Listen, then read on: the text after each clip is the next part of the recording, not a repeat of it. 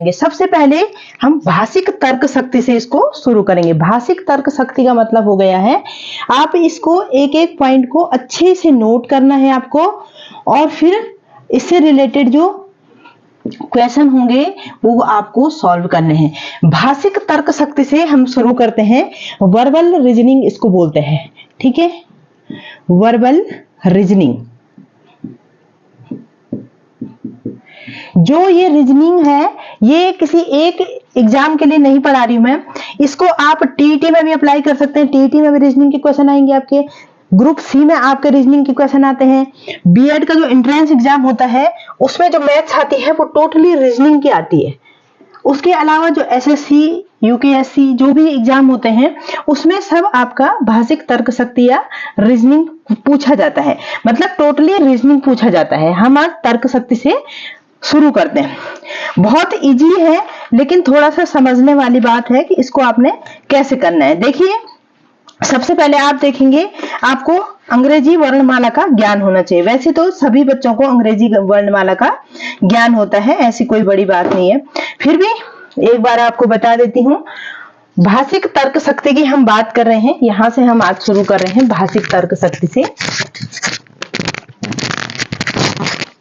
देखिए, अब जब हम अंग्रेजी वर्णमाला की तरफ जाते हैं, इसमें भाषिक तर्क शक्ति में किस तरह के क्वेश्चन आते हैं ये आपको देखने हैं। अंग्रेजी वर्णमाला, सबसे पहले हम आते हैं अंग्रेजी वर्णमाला की तरफ। अंग्रेजी वर्णमाला, अब देखो बच्चों, इसमें एक होते हैं, ये देखिए, इसमें दो तरह के आपके अक्षर होते हैं। एक होते हैं आपके बड़े लेटर, बड़े अक्षर, इसको बोलते हैं कैपिटल लेटर, बड़े अक्षर, और दूसरा होते हैं आपके छोटे अक्षर, स्मॉल लेटर। इतना बेसिक तो सभी को आता है, ए बी सी डी, इतना ही मैं लिख रही हूं, बाकी आपको बड़े अक्षर आते हैं। जिन बच्चों को नहीं भी आते हैं वो एक बार देख सकते हैं कि बड़े अक्षर किस तरह से लिखे जाते हैं, ठीक है। छोटे अक्षर इस तरह के होते हैं, ए बी सी डी। वैसे तो जो बच्चे एग्जाम की तैयारी कर रहे होंगे उनको कैपिटल लेटर और स्मॉल लेटर की ज्ञान अच्छे से होगा, ठीक है। तो हमारे पास अंग्रेजी वर्णमाला में कैपिटल लेटर और स्मॉल लेटर होते हैं, ठीक है। इसमें से स्वर होते हैं जो हम अंग्रेजी वर्णमाला की बात कर रही हैं। रीजनिंग में आपका अंग्रेजी वर्णमाला से ही पूछा जाता है, हिंदी से अब तो पूछा ही नहीं जाता है। पहले थोड़ा पूछा भी जाता था, लेकिन अब नहीं पूछा जाता, ओ आ ई नहीं पूछा जाता है, यही अंग्रेजी वर्णमाला ही आपसे पूछी जाती है।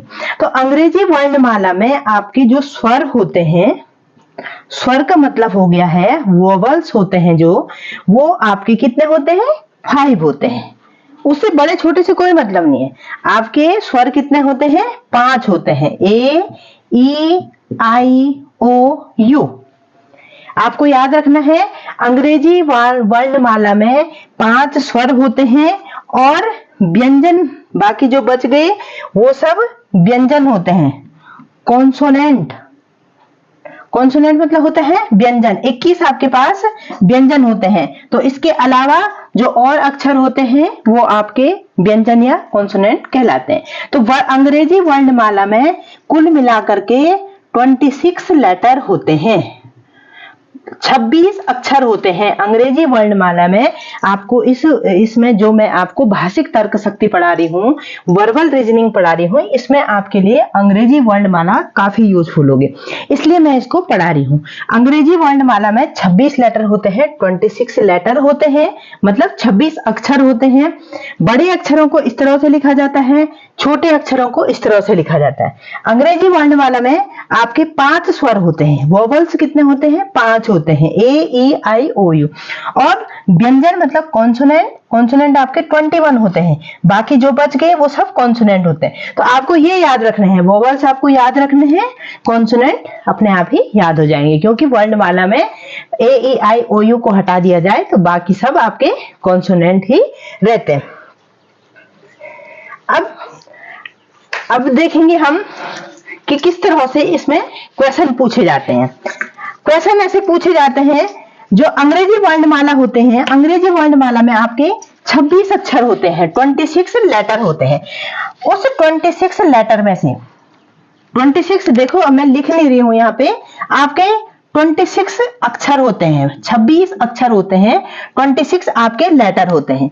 उसमें से जो इसको आगे के जो 13 लेटर हो गए, आगे के 13 लेटर मतलब ए टू एम, ए से लेकर के एम तक 13 लेटर होते हैं।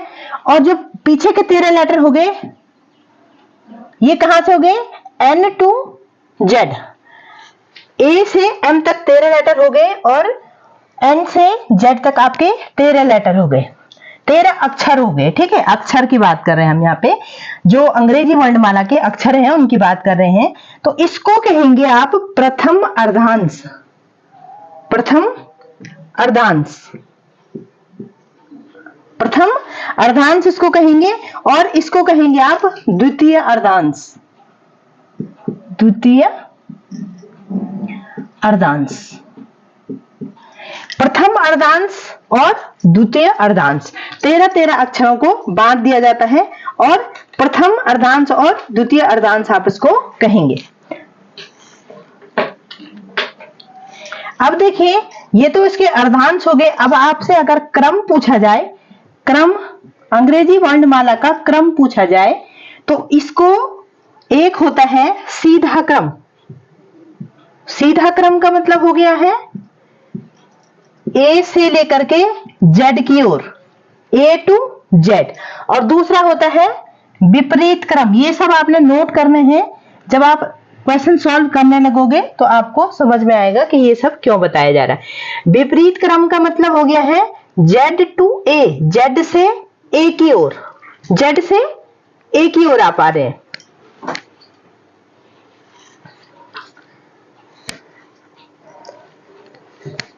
ठीक है, तो ये क्रम हो गए, ये आपके अर्धांश हो गए हैं। अंग्रेजी वर्णमाला में 26 लेटर होते हैं, 26 अक्षर होते हैं। स्वर उसमें से ए ई आई ओ यू होता है। व्यंजन बाकी सारे जो बच गए वो व्यंजन होते हैं। और अंग्रेजी वर्णमाला में कैपिटल लेटर और स्मॉल लेटर अलग अलग होते हैं। अब जो स्थान है अंग्रेजी वर्णमाला में, वर्णों का स्थान, हेडिंग डालेंगे अंग्रेजी वर्णमाला में वर्णों का स्थान। वर्णों का स्थान क्या होता है, जिस क्रम में जो अक्षर लिखा जाता है वही उसका स्थान होता है। जैसे जिस क्रम में जो अक्षर लिखा जाता है, ए है तो ए को पहला स्थान दिया गया है, बी है बी को दूसरा स्थान दिया है, सी है सी को तीसरा स्थान दिया है। और इसी तरह से जब आप जेड पे जाएंगे तो जेड को 26वां स्थान दिया गया है। तो बीच में आप लिखते जाएंगे D4 E5। इसी तरह से आप अंग्रेजी वर्णमाला में जो अक्षर हैं, जो लेटर हैं, वो आपको एक क्रम में दिया गया है। जो जिस स्थान पे उपस्थित है वही उस लेटर का स्थान होता है। अगर आपसे पूछा जाए 5वें स्थान का अक्षर कौन सा होगा, तो 5वें स्थान का अक्षर ई होगा। तो ये है वर्णमाला के स्थान।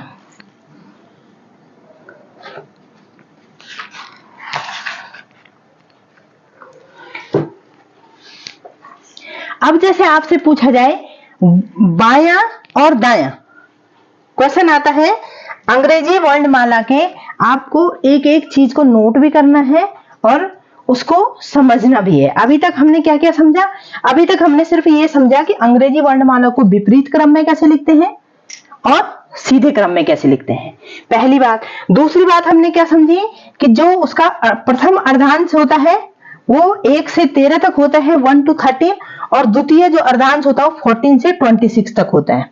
ठीक है, अब हम पढ़ेंगे बाएं और दाएं।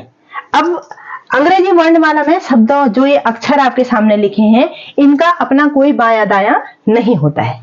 आप अपने अकॉर्डिंग इसमें बायां और दायां मानेंगे। अपने बाएं को आप क्या करेंगे,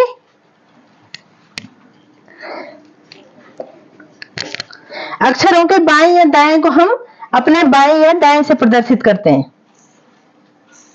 अगर आपसे पूछा जाए ई के बाएं कौन है, ई के बाएं हम इस तरफ को मुड़े हुए हैं, हमने इस तरफ को नहीं मुड़ना है, इस तरफ को नहीं मुड़ना है। आपने अगर बायां दायां देखना है, आपने कॉपी की तरफ मुड़ जाना है। कॉपी की तरफ आप मुड़ेंगे, इस तरह से आप कॉपी की तरफ मुड़ गए हैं। अब देखिए आपका हाथ ये है, ये दाहिना हाथ है और ये बायां हाथ है। अगर आपसे पूछा जाए ई के बाएं, ई के बाईं ओर, ई के बाईं ओर, तो आप किस तरफ से चलेंगे? ई से जेड की ओर चलेंगे आप, क्योंकि ई के बाईं ओर पूछा गया। आपने कॉपी की तरफ हाथ कर रखा है और आपका बायां हाथ इस तरफ है, तो ई के बाईं ओर आप इधर को चलेंगे। और ई के दाहिनी ओर चलेंगे तो ई से ए की तरफ चलेंगे, ई के दाहिनी ओर। कई बच्चे यहाँ पे क्या करते हैं, ऐसे मुड़ जाते हैं। ई से मुड़ते हैं तो उल्टा हो गया हाथ, अगर ई के बाईं ओर हो गया तो उल्टा हो गया। क्वेश्चन ही उल्टा हो गया। आपको कैसे करना है? कॉपी की तरफ आपका फेस रहता है। जैसे ई आपने कोई लेटर पूछा गया आपसे, ई के बाईं ओर चलने पर, ई के बाईं ओर चलने पर आप कॉपी पे हाथ रखिए, ई के बाईं ओर चलिए, ई से बाईं ओर, ई से जेड की ओर चलिए। सॉरी, बाईं ओर हो रही है, ये तो दाहिना हाथ है, बाईं बात हो रही है बाएं बात की, तो बायां हाथ आपका ये है, ई से बाईं ओर आप ए की तरफ चलेंगे। और दाहिनी बात हो रही है तो ई से आप जेड की ओर चलेंगे, ई से जेड की ओर, ई से ए की ओर। बाएं में ये हो गया, यहां पे तो हो गया आपका प्रेक्षक। प्रेक्षक का मतलब क्या हो रहा है? जो उसका प्रेक्षण कर रहा है। जैसे मैं हूं यहाँ पे, ये एक प्रेक्षक हो गया है। प्रेक्षक का ये हाथ हो गया, ये आपका बायां हो गया और ये हो गया आपका दायां या दाहिना, आप जो भी कहेंगे, ये हो गया। तो यहाँ पे आपने इस तरह के क्वेश्चन कैसे सॉल्व करने हैं? अक्षर का तो कोई बायां दायां नहीं होता है, आपने अपने हिसाब से सॉल्व करना है। आपके सामने जो नोटबुक है, आपके सामने क्वेश्चन पेपर है, आप उसको इस तरह से पकड़िए और अपने बाएं की तरफ, अपने बाएं हाथ की तरफ उसका बायां हो जाएगा और उसके दाहिने, अपने दाहिने की तरफ उसका दाहिना हो जाएगा। तो जैसे आपसे क्वेश्चन पूछ लिया जाए, ई के बाईं ओर डी है, ई के दाहिनी ओर एफ है, तो ये होता है इसका बायां और दायां। अब इसमें भी कुछ पद होते हैं, कुछ पद इस तरह से होते हैं कि जिनको आपको एक एक करके सीक्वेंस वाइज लिखना है। पहले तो सबसे पहले इसी को समझ लीजिए। ये है ऐसा है कि जहां आपने इसको अपने तुम्हारे दाहिने की तरफ, पहले सबसे पहले तो मुड़ना किस तरफ है? पेपर को अपने ओर लेना है और तुम्हारे दाहिने की तरफ शब्द, जो ये अक्षर है, इसका दाहिना हो जाएगा और तुम्हारे बाएं की तरफ इसका बायां हो जाएगा। अब इससे रिलेटेड थोड़ा सा आपके पास शब्दकोश है आपके पास, जो आपको क्वेश्चन सॉल्व करने में यूजफुल होगा, उसको आपको देखना है और उसके बाद मैं आपको क्वेश्चन भी कराऊंगी। तो जैसे अगर आपसे पूछा जाए ठीक बाएं, ठीक बाएं, ठीक है, इसको आप ऐसे करके लिख भी लीजिए, ठीक बाएं। अगर मैं चाहूं तो मैं आपको ऐसे ही समझा भी सकती हूँ, लेकिन वैसे आपको समझ में नहीं आएगा। इसको आप कॉपी में भी लिखिए, ठीक बाएं। ठीक बाएं का मतलब क्या हो गया? ठीक बाएं। ठीक बाएं का मतलब हो गया अक्षर से तुरंत पहले। लिखिए आप इसको, अक्षर से तुरंत पहले, अक्षर से तुरंत पहले। ठीक बाएं का मतलब क्या हो गया? जैसे डी है, डी से ठीक बाएं, डी से ठीक बाएं क्या हो गया? सी। डी के ठीक बाएं क्या हो गया? सी। अक्षर के तुरंत पहले। अगर आपसे ठीक दाएं पूछा जाए, ठीक दाएं, ठीक दाएं का मतलब होता है अक्षर के तुरंत बाद। ठीक दाएं का मतलब क्या हो गया? जो अक्षर है, अक्षर के तुरंत बाद, अक्षर के तुरंत बाद। अगर आपसे पूछा जाए डी के ठीक दाएं कौन है, डी के ठीक दाएं कौन है, तो डी के ठीक दाएं कौन है? ई है। डी के ठीक बाएं कौन है? डी के ठीक बाएं सी है। अगर आपसे पूछा जाए आपके बाएं से, आप इसको लिखते भी जाइए, आपके बाएं से। आपके बाएं से का मतलब क्या हो गया? आपके, आप इस तरफ को खड़े हो, आपके बाएं से, आपके बाएं से, यहां से चले हम तो ए से जेड की ओर। आपके बाएं से पूछा गया है तो ए से जेड की ओर चले गए। अगर आपके दाहिने से पूछा जाए, आपके दाएं से, तो आपके दाएं से का मतलब क्या हो गया?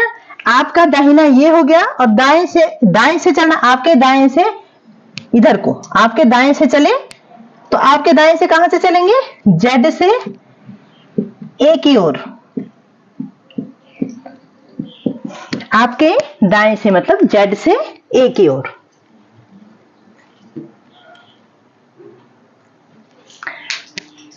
ये 4 लिख लिए आपने। फिर लिखिए बाईं ओर का अर्थ है, अगर आपसे पूछा जाए बाईं ओर, ये तो आपके दाएं से हो गया। अगर आपसे पूछा जाए बाईं ओर, बाईं ओर, बाईं ओर का मतलब क्या हो गया? आपने बाईं ओर चलना है। बाईं ओर चलना है मतलब कहां से चलना है? बाईं ओर चलना है। तो बायां कहां हो गया? ये हो गया। तो बाईं ओर का मतलब क्या हो गया? जेड से ए की तरफ। बाईं ओर का मतलब क्या हो गया? जेड से ए की ओर।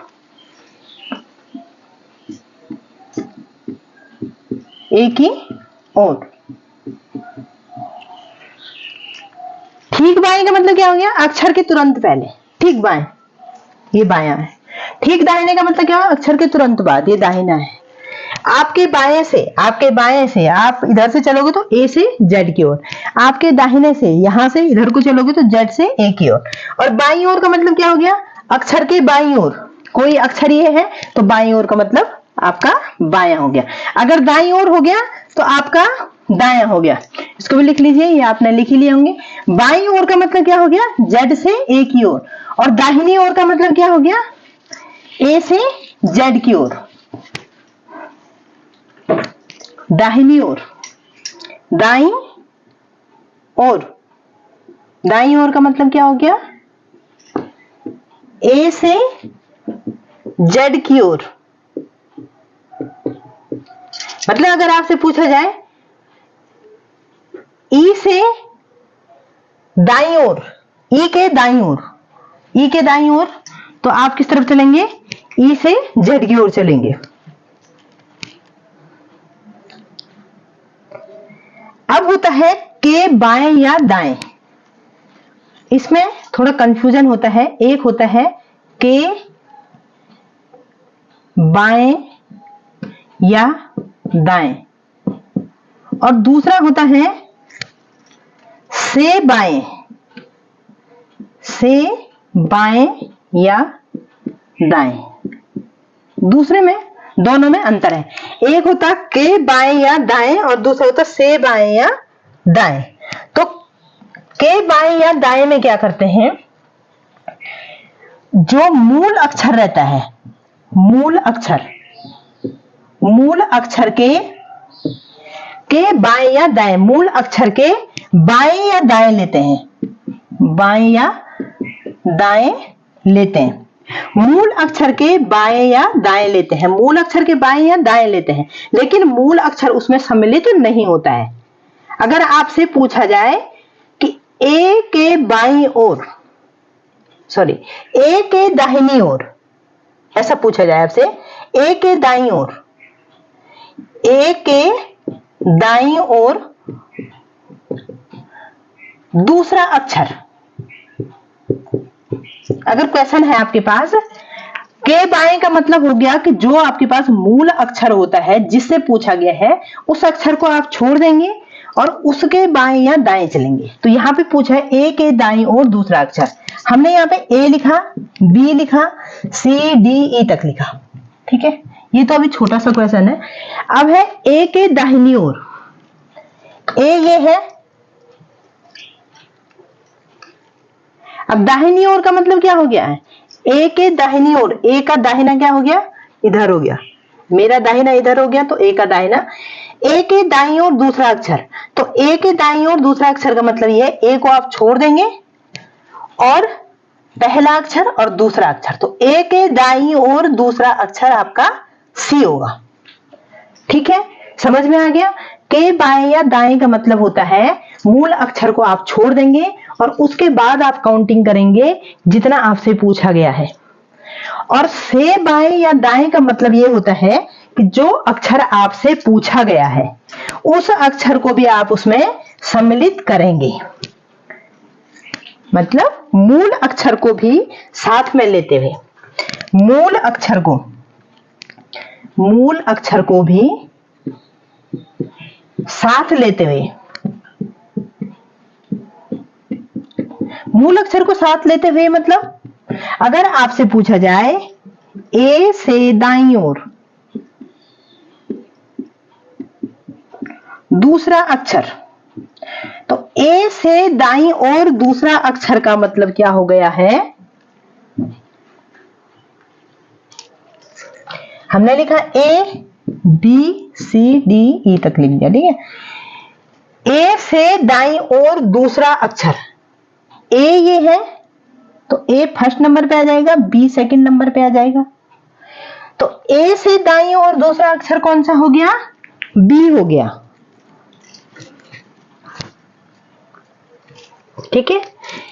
ए के दाहिनी ओर दूसरा अक्षर कौन हो गया? ए को छोड़ दिया है और उसके बाद काउंटिंग शुरू करिए।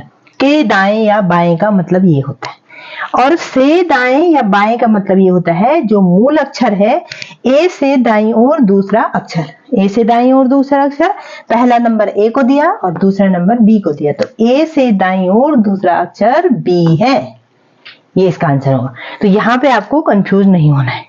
अगर एक के बाएं या दाएं लिखा हुआ है तो उसमें आपको मूल अक्षर को छोड़ देना है, और अगर आपको से बाएं या दाएं लिखा है तो इसमें आपको मूल अक्षर को लिखना है। अब आप इससे रिलेटेड क्वेश्चन करिए और फिर आपको समझ में आएगा कि आपको कुछ आया या नहीं। अब प्रश्नों के प्रकार देख लीजिए पहले, और जैसे जैसे प्रश्नों के प्रकार देखेंगे उस तरह से आप प्रश्नों के प्रकार भी देख लीजिए, और उनमें ये सब अप्लाई भी करना है जो हमने अभी तक इतना सारा लिखा, इतना सारा पढ़ा, ये भी अप्लाई करना है। और एक एक करके उनके टाइप भी जान लीजिए। उसके बाद जो उसकी एक्सरसाइज होगी, अगर आपके पास कोई रीजनिंग की बुक है तो उसको उठाइए और अपने आप करिए, नहीं है तो कुछ क्वेश्चंस मैं यहाँ पे बोर्ड पे भी आपके लिए लिख जाऊंगी। तो अभी तक आपने जो पढ़ा है उसमें आपको समझ में आ गया होगा। जो के बाएं या दाएं में आपको कंफ्यूज नहीं होना। अगर के बाएं या दाएं पूछा गया है तो के का मतलब हो गया आपका उस अक्षर को आपने छोड़ देना है, और अगर से पूछा गया है तो उस अक्षर को भी आपने लेना है। अब आपके पास जो प्रश्न है वो किस प्रकार से पूछे जाते हैं, जैसे कुछ क्वेश्चन आपसे पूछे जाएंगे। कैसे? जैसे दिशा और स्थान के क्वेश्चन देखिए आप, दिशा और स्थान, दिशा और स्थान के क्वेश्चन पूछे जाते हैं। जो आपकी भाषिक तर्क शक्ति है उसमें आपके जो आपने अंग्रेजी वर्णमाला अभी तक पढ़ी है उसमें किस प्रकार के क्वेश्चन आपसे पूछे जाएंगे।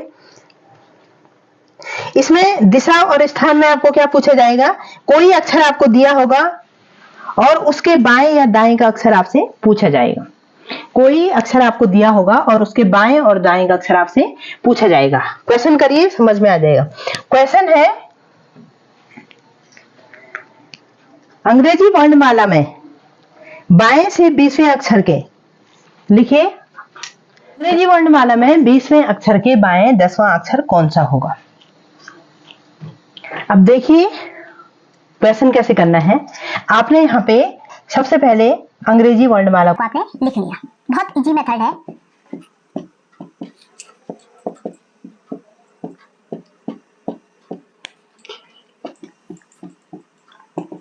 जब आप इसको सॉल्व करेंगे तो आप अपनी कॉपी में कहीं पर अंग्रेजी वर्णमाला लिख लेना। बहुत हाई फाई तरीके से नहीं पढ़ना है। ऐसा नहीं कि हम कोई बिल्कुल उस पर ट्रिक लगाने लगे हैं कि n-m अक्षर, उससे क्या होता है, उससे कंफ्यूजन क्रिएट होता है। ऐसा नहीं है कि हर बच्चे को उस ट्रिक को अप्लाई करने में आसानी होती है, वो एक ट्रिक हो गई। आपने क्या करना, सिंपली अपनी कॉपी में अंग्रेजी वर्णमाला लिख डाली। उसके बाद आप जब बार बार प्रैक्टिस करोगे तो आपको याद भी हो जाएगी। तो इसका नंबरिंग डाल देंगे 8, 9, 10 में 10 नंबर पे आएगा, 11, 12, 13, 14, 15, 16, 17, 18, इसका नंबर 19, ये 20, 21, 22, 23, 24, 25 और 26। ठीक है, आप इस तरह से अपनी कॉपी में वर्णमाला, ये अंग्रेजी जो लेटर हैं इनको लिख लेंगे। उसके बाद आपने क्या करना है, आपसे पूछा गया है अंग्रेजी वर्णमाला में 20वें अक्षर के 20वां अक्षर कौन सा है। तो आपने नंबरिंग कर रखी है, तो 20वां अक्षर कौन सा है, टी है।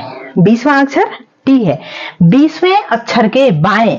अब बताइए, अभी आपसे बताया था के बाएं, के बाएं का मतलब क्या हो गया, 20वें अक्षर के बाएं।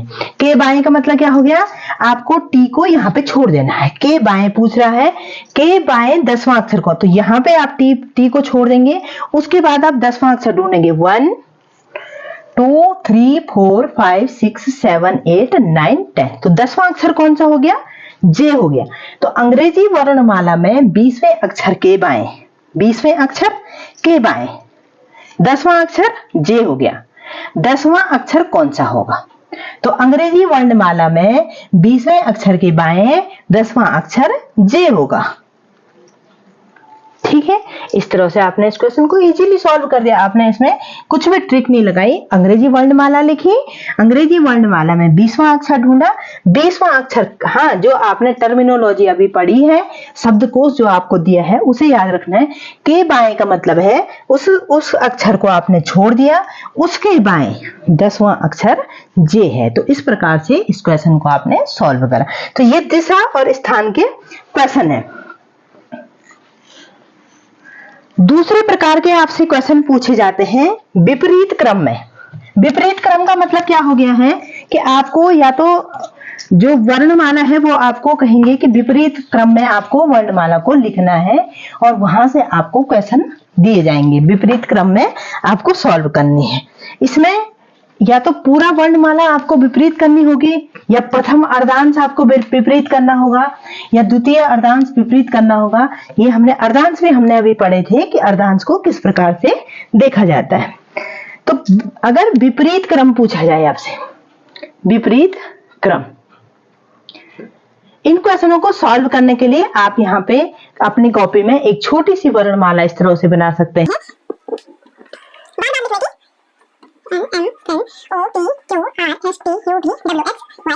ठीक है, अब देखिए विपरीत क्रम का मतलब क्या हो गया। विपरीत क्रम का मतलब हुआ आपका जेड से ए की ओर। तो जब जेड से ए की ओर होगा तब आप इस जेड को सीधा यहां लिख लेना, Z Y X W V, इस तरह से आप इसको लिख सकते हैं। अगर आपसे पूर्णतः विपरीत पूछा जाए, जैसे अगर क्वेश्चन आपसे पूछा जाए यदि अंग्रेजी वर्णमाला को विपरीत क्रम में लिखा जाए, क्वेश्चन लिखिए और इसको सॉल्व करिए। यदि अंग्रेजी वर्णमाला को विपरीत क्रम में, अंग्रेजी वर्णमाला को विपरीत क्रम में लिखा जाए, क्वेश्चन क्या है, यदि अंग्रेजी वर्णमाला को विपरीत क्रम में लिखा जाए, क्वेश्चन नोट करिए और इसको सॉल्व करिए। विपरीत क्रम में लिखा जाए तो दाएं से तीनवें अक्षर, दाएं से तीनवें अक्षर के बाईं ओर, तीनवें अक्षर के बाईं ओर, तीनवें अक्षर के बाईं ओर 13वां अक्षर कौन सा होगा, 13वां अक्षर कौन सा होगा। चलो अपने आप करके देखिए इस क्वेश्चन को। इसमें पूछा क्या गया है, यदि अंग्रेजी वर्णमाला को विपरीत क्रम में लिखा जाए। अब विपरीत क्रम की बात हो रही है तो आपने कहां से लिखना है, जेड से ए की ओर लिखना है। अब जैसे जैसे आप प्रैक्टिस करोगे तो आप उसको यहीं पे सॉल्व कर सकते हो, यहीं से सॉल्व कर लोगे। लेकिन जब आप शुरू में लिखोगे, रीजनिंग पढ़ोगे तो आपको दिक्कत आएगी। तो आप इस तरह से लिखिए, A B C D E F G H I J K L M N O P Q R S T U V W X Y और जेड। आपने अंग्रेजी वर्णमाला को विपरीत क्रम में लिख दिया, जेड से ए की ओर लिख लिया, विपरीत क्रम में लिख लिया। अब क्वेश्चन पे आए, यदि अंग्रेजी वर्णमाला को विपरीत क्रम में लिखा जाए, लिख दिया, दाएं से सब क्वेश्चन पे जाइए, दाएं से मतलब अब दाहिने से, दाहिना मतलब आपका राइट है, इधर से बाएं क्यों, दाहिने से का मतलब क्या होगा, दाएं तरफ से बाएं तरफ क्यों। तो दाहिने से तीसरे अक्षर, तो दाहिने से तीसरे अक्षर में ए भी कंक्लूड होगा, 1 2 3, दाहिने से तीसरा अक्षर कौन सा हो गया, सी। दाहिने से तीसरा अक्षर,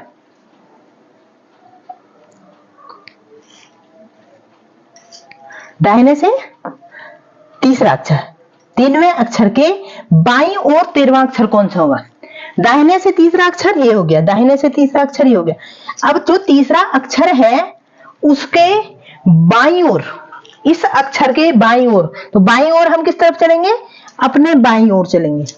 अपने बाईं ओर चलेंगे। यहाँ पे कंफ्यूज नहीं होना है। दाएं से का मतलब होता है अपने दाएं से चलना है। दाएं से का मतलब हो गया अपने दाएं से चलना है। तो अपने दाएं से चलना है तो यहाँ पे तो विपरीत क्रम में लिखा हुआ है, इसलिए यहाँ पे ए से चलेंगे। दाएं से का मतलब ए से तीसरा अक्षर सी हो गया, और सी के बाएं 13वां अक्षर कौन सा होगा? तो सी देखिए 3वें अक्षर के, अब के है ना, अक्षर के, से नहीं है, के है तो आपने इसको छोड़ देना है। तो यहाँ पे से नंबरिंग होगी 1 1 2 3 4 5 6 7 8 9 10 11 12 13। तो आपका जो 30वें जो थर्ड अक्षर है, तीसरे अक्षर के बाईं ओर 13वां अक्षर कौन है? पी है? नहीं है। 1 2 3 4 5 6 7 8 9 10 11 12 13, तो तीसरा अक्षर पी है। तो किस तरह से किया इस तरह के क्वेश्चन? इस तरह के क्वेश्चन हमने सबसे पहले अंग्रेजी वर्णमाला को विपरीत क्रम में लिख लिया, उसके बाद हमने कहा दाएं से। दाएं से का मतलब होता है आपके दाएं से, जो आप क्वेश्चन कर रहे हैं आपके दाएं से, और दाएं से है तो दाएं से का मतलब आप इसको भी इंक्लूड करोगे, शुरू लेटर को भी इंक्लूड करो। तो दाएं से मतलब आप अपने दाएं से चलोगे तीसरे अक्षर पे, दाएं से तीसरे अक्षर, तीसरे अक्षर के बाएं से, के का मतलब हो गया है आपने उस अक्षर को छोड़ करके उसके बाद 13 अक्षर आपने गिने, तो 13वां अक्षर जो 13वां अक्षर है, 13वां अक्षर है वो आपका पी है। तो ये तो था टोटली विपरीत क्रम। अब दूसरा आता है इसमें, यदि प्रथम अर्धांश विपरीत हो, यदि प्रथम अर्धांश विपरीत हो, और दूसरी कंडीशन क्या आती है? यदि द्वितीय अर्धांश विपरीत हो। तो यदि प्रथम अर्धांश इसमें विपरीत पूछा जाए तो प्रथम अर्धांश का मतलब क्या हो गया है? 1 से लेकर के 13 तक, 1 से 13 तक आप विपरीत लिखोगे। देखिए 1 2 3 4 5 6 7 8 9 10 11 12 13, तो 13 पे क्या आ रहा है आपका? एम आ रहा है। अगर आपसे पूछा जाए प्रथम अर्धांश विपरीत होगा, तब मैं आपको बताती हूं उससे रिलेटेड क्वेश्चन किस तरह से आते हैं। प्रथम अर्धांश विपरीत का मतलब क्या हो गया है? प्रथम अर्धांश विपरीत, प्रथम अर्धांश विपरीत। तो प्रथम अर्धांश विपरीत का मतलब होता है, ये हो जाएगा एम एल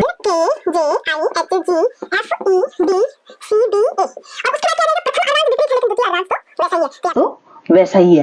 तो यहाँ पे M N O P Q R S T U V W X Y Z.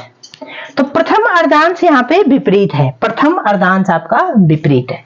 अब इससे रिलेटेड क्वेश्चन देखिए, वर्णमाला के प्रथम अर्धांश को विपरीत लिखा जाए, तो प्रथम अर्धांश हमने यहाँ पे विपरीत लिख लिया। प्रथम अर्धांश विपरीत इस तरह से लिखा जाता है, ठीक है।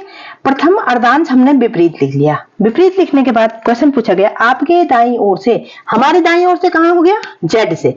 आपके दाईं ओर से 10वें अक्षर, तो हमारे दाईं ओर से 10वें अक्षर हम इधर से इधर को चलेंगे, तो 10वां अक्षर से पूछा गया है तो जेड भी आएगा। तो 1 2 3 4 5 6 7 8 9 और 10, हमारे दाईं ओर से 10वां अक्षर कौन सा हो गया है आपका?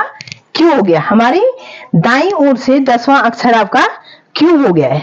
अब दूसरा कंडीशन पूछा है, अब जो 10वां अक्षर है, 10वें अक्षर के बाईं ओर 7वां अक्षर कौन होगा? 10वां अक्षर कौन सा है? क्यू। क्यू के बाईं ओर, के पूछा गया है तो क्यू को हम छोड़ देंगे। क्यू के बाईं ओर, क्यू के बाईं ओर 7वां अक्षर, तो क्यू के बाईं ओर 7वां अक्षर, इसको छोड़ करके 1 2 3 4 5 6 7, तो क्यू के बाईं ओर 7वां अक्षर क्या आया आपका? डी आया। तो इस प्रकार से ये क्वेश्चन किए जाते हैं कि यदि देखो कभी कभी क्या होता है, इसमें बच्चे कंफ्यूज कर जाते हैं। उसमें लिखा रहता है यदि अंग्रेजी वर्णमाला के प्रथम अर्धांश को विपरीत कर दिया जाए, तो कुछ बच्चे सोचते हैं प्रथम अर्धांश को विपरीत करने का मतलब ये हो गया कि यहां से और यहां तक छोड़ देना है, और जब वो यहां से यहां तक छोड़ देते हैं इस वर्णमाला को, वो यहां से और यहां तक ही लिख सकते हैं, और जब वो यहां से यहां तक लिखते हैं तो उनका क्वेश्चन का आंसर गलत आता है। क्यों आता है? तब वो यहां पर से चलेंगे, दाईं ओर से यहां पर से चलेंगे, तो यहां और यहां पे आके वो सोचते हैं आप कहां जाए, तो क्या करते हैं, घूम करके यहाँ आ जाते हैं। तो आपको ऐसा नहीं करना है। आपको अगर प्रथम अर्धांश आपसे विपरीत पूछा जाए तो प्रथम अर्धांश को विपरीत लिखिए और द्वितीय अर्धांश को एज इट इज लिखिए, जैसे वर्णमाला में लिखे होते हैं। अगर आपसे द्वितीय अर्धांश विपरीत पूछा जाए, द्वितीय अर्धांश विपरीत पूछा जाए तो उस कंडीशन में क्या करना है, द्वितीय अर्धांश विपरीत लिख देना है और प्रथम अर्धांश एज इट इज लिखना है। तो देखिए एक बार उसको करके भी देखते हैं। द्वितीय अर्धांश विपरीत, द्वितीय अर्धांश विपरीत का मतलब हो गया है ए से एम तक तो आप वैसे ही लिखेंगे जैसे लिखते हैं A B C D E F G H I J K L M. First तो हमने वैसे ही लिखा, प्रथम अर्धांश तो हमने जैसे वर्णमाला होती है वैसे लिखा। इसमें द्वितीय अर्धांश विपरीत पूछा तो द्वितीय अर्धांश जेड से एम तक आएगा। तो द्वितीय अर्धांश क्या हो जाएगा, Z Y X W V U T S R Q T O S. यदि अंग्रेजी वर्णमाला के दूसरे अर्धांश के अक्षरों को विपरीत क्रम में लिखा जाए तो बाएं से 13वें अक्षर के दाईं ओर 7वां अक्षर कौन सा होगा। से का मतलब क्या हो गया है, यहां से। तो बाएं से 13वां अक्षर, बाएं से 13वें अक्षर के, बाएं से 13वां अक्षर, बाएं से 13वां अक्षर कौन सा हो गया, एम हो गया। वो देख लिया, से लिखा है तो 1 2 3 4 5 6 7 8 9 10 11 12 13। तो बाएं से 13वां अक्षर क्या हो गया है, एम हो गया है, ठीक है। और 13वें अक्षर के दाहिनी ओर, अब एम के दाहिनी ओर किधर को चलेंगे, अपनी दाहिनी ओर। तो एम के दाहिनी ओर चलेंगे, एम 13वें अक्षर के दाईं ओर 7वां अक्षर, के दाईं ओर है तो के दाईं ओर मतलब एम को छोड़ देना है। एम को छोड़ दिया तो एम के दाईं ओर 7वां अक्षर 1 2 3 4 5 6 7। तो एम के दाईं ओर 7वां अक्षर क्या आया आपका, टी आया। एम के दाईं ओर 7वां अक्षर टी आया।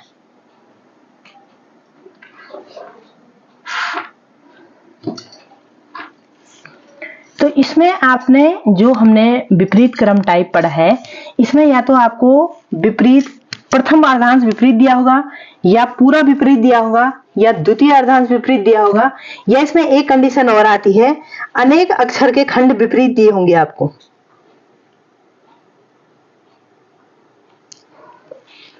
कई अक्षर के खंड आपको विपरीत दिए हुए होंगे, छोटे छोटे खंड बना करके आपको विपरीत दिए होंगे। जैसे इसमें आप क्वेश्चन लिखिए और फिर आपको समझ में आ जाएगा कि कैसे आपको दिए होंगे। कई बार क्या होता है, आपको छोटा सा खंड आपको विपरीत दिया रहता है, जैसे यहाँ पे आई से ई तक उल्टा लिखा होगा, फिर आपसे क्वेश्चन पूछा होगा कि ये खंड यहाँ पे विपरीत है, तो उसके दाएं बाएं जो भी है, पहले एक क्वेश्चन लिखिए फिर आपको समझिए। आपके पास एक क्वेश्चन दिया हुआ है, यदि अंग्रेजी वर्णमाला के प्रथम 4 अक्षरों को विपरीत क्रम में लिखा जाए, पुनः 5 अक्षरों को भी विपरीत क्रम में लिखा जाए, उसके बाद के पुनः 6 अक्षरों को भी विपरीत क्रम में लिखा जाए, और फिर पुनः 7 अक्षरों को भी विपरीत क्रम में लिखा जाए, और जो शेष अक्षर बचेंगे उनको भी आप विपरीत क्रम में लिखेंगे, तब क्या होगा, दाएं से 8वें अक्षर के बाएं 7वां अक्षर कौन सा होगा। तो मैंने यहाँ पे विपरीत क्रम में लिखा हुआ है, आप इसको देखिए कि प्रथम 4 अक्षर क्या थे, A B C D. A B C D को मैंने यहाँ पे क्या कर दिया है, विपरीत क्रम में लिख दिया है। उसके बाद आपसे पूछा गया पुनः 5 अक्षरों को भी विपरीत क्रम में लिखा है, तो पुनः 5 अक्षर कौन से हो गए, ई एफ जी एच आई, ये 5 अक्षर हो गए। पुनः 6 अक्षरों को भी विपरीत क्रम में लिखा जाए, तो पुनः 6 अक्षर कौन से हो गए, ये जे के एम एन ओ, इनको भी मैंने विपरीत क्रम में लिख लिया। उसके बाद आपसे पूछा गया पुनः 7 अक्षरों को, पुनः 7 अक्षरों को, ये है P Q R S T you भी, इसको भी मैंने क्या करा, विपरीत क्रम में लिख दिया। और जो शेष बचे, शेष आपके पास 4 अक्षर बचे हैं, उनको भी विपरीत क्रम में लिख दिया। उसके बाद आप दाएं से चलेंगे, दाएं से, ये दाया हो गया आपका, दाएं से 8वां अक्षर, दाएं से 8वां अक्षर कौन सा हो गया आपका, तो दाएं से 8वां अक्षर, ये देखिए 1 2 3 4 5 6 7 8, दाएं से 8वां अक्षर कौन सा हो गया आपका, एस हो गया। तो दाएं से 8वें अक्षर के बाएं के बाएं चलेंगे, तो इसको छोड़ के चलेंगे।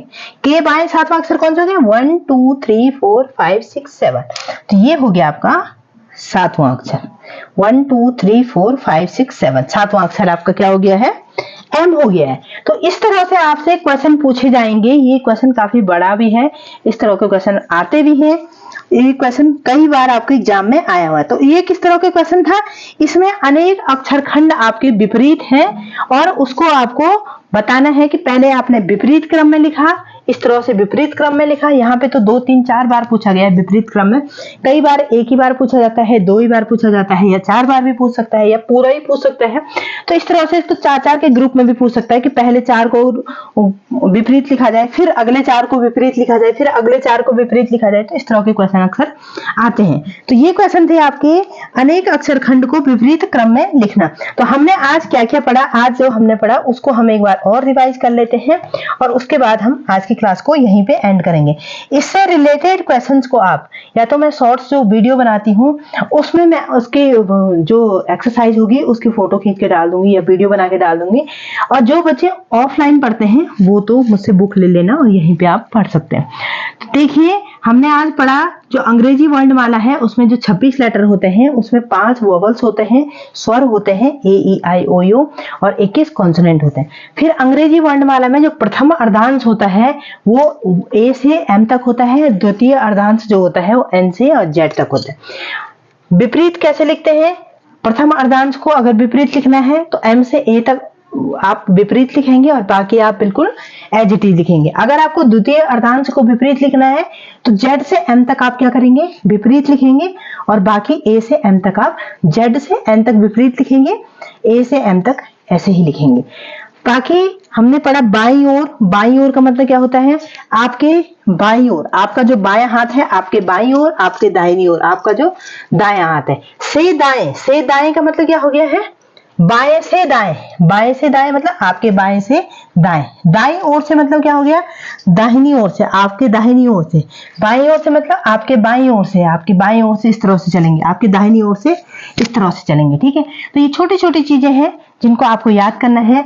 मुझे उम्मीद है कि जो भी मैंने यहाँ पे पढ़ाया होगा आपने नोट किया होगा, क्योंकि रीजनिंग बहुत इंपॉर्टेंट होती है और हर एक एग्जाम में रीजनिंग पूछी ही जाती है। जिस एग्जाम में ऐसा भी कहा जाता है कि इसमें रीजनिंग नहीं आएगी, मैथ्स आएगी, वहां भी रीजनिंग आती है।